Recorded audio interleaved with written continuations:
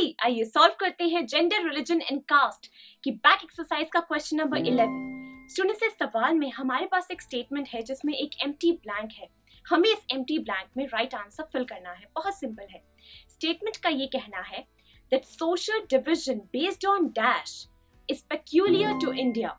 दोस्तों, इंडिया के केस में हम सब जानते हैं कि कास्ट सोशल डिविजन के बारे में बात करना बहुत जरूरी है, क्योंकि जो कास्ट डिस्क्रिमिनेशन है वो इंडिया के केस में कोई नई बात नहीं है, ये बरसों से चला आ रहा है। यानी कि इस एम्प्टी ब्लैंक में आएगा cast.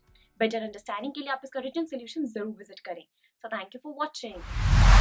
I am sure students, आपको ये वीडियो बहुत पसंद आया होगा। तो इसी तरह से एक मजेदार तरीके से अपने हर कॉन्सेप्ट को क्लियर करने के लिए डाउनलोड कीजिए PuStack ऐप, जहां आपके लिए और भी कई सारे ऑप्शंस हैं, जैसे कि आपके लिए सैंपल पेपर्स हैं, back exercise solutions, step videos and much more. So what are you waiting for? Download the app now.